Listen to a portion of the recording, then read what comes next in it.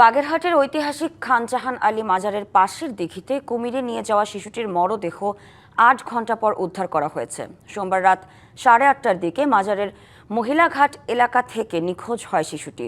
প্রত্যক্ষদর্শীরা জানান, মাজার এলাকার এক বুদ্ধি প্রতিবন্ধী নারীর মেয়ে ফাতেমা গোসল করতে নামলে কুমির তাকে টেনে নিয়ে যায়। পরে ফায়ার সার্ভিসের সদস্য ও মাজারের পক্ষ থেকে উদ্ধার অভিযান শুরু হয়।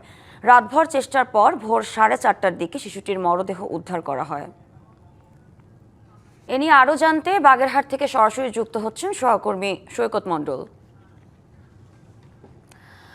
সৈকত, অত্যন্ত দুঃখজনক একটি ঘটনা আমরা জানি যে ঘটেছে। আপনি তো এখন আছেন সেখানে, আমাদেরকে একটু সবশেষ পরিস্থিতি জানাবেন।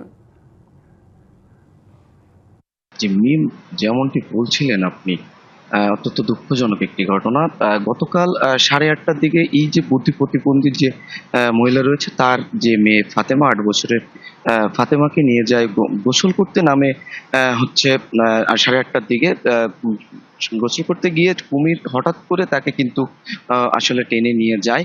আমরা এখানে প্রত্যক্ষদর্শীদের সাথে কথা বলেছি, তারা আমাদেরকে জানিয়েছে যে উম, আহ, তারা আমাদেরকে জানিয়েছে যে কুমিরা যখন টেনে নিয়ে যায়, এখানে একটা স্পিড বোর্ড রাখা আছে। সেখান থেকে যখন টেনে নিয়ে যায়, তখন একটি দোকানি কিন্তু তাকে উদ্ধারের জন্য পানিতে ঝাঁপিয়ে পড়ে। নগদ নিয়ে এলো হার না মানা হার অফার। সর্বনিম্ন 10,000 টাকা রেমিটেন্স নগদে পাঠালে থাকছে স্বর্ণের হার জেতার সুযোগ। এছাড়া কিন্তু যারা এখানে উৎসুক যে জনতা ছিল, তারা যখন ঢিল ঢিল ছোড়ে, তখন কিন্তু তাদেরকে কুমিরটি আরো চলে যায়। আমরা যদি একটু দেখানোর চেষ্টা করি যে এখানে নিতর দেহটি পড়ে রয়েছে। এছাড়া যে সাধারণ মানুষ কিন্তু আসলে ভিড় করে জমে আছে। সাধারণ মানুষের মধ্যে কিন্তু শোকের একটি ছায়া বিরাজ করছে। এছাড়া আমরা কথা বলেছি প্রধান খাদেমের সাথে, মাজারের যে প্রধান খাদেম রয়েছে তার সাথে। তিনি আমাদেরকে জানিয়েছেন যে যে ভোর 4:30টার দিকে উদ্ধার করে মাজারের খাদেমগণ।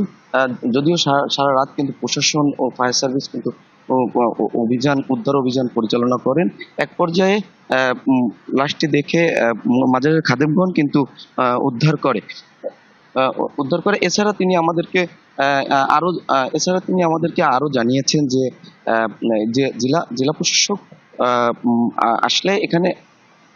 আসলে কিন্তু এই লাশের যে আইনানুগ যে প্রক্রিয়াধীন রয়েছে সেটি করা হবে বলে উনি আমাদেরকে সর্বশেষ জানিয়েছে। এই ছিল মাজার থেকে সর্বশেষ। সৈকত, আপনাকে ধন্যবাদ।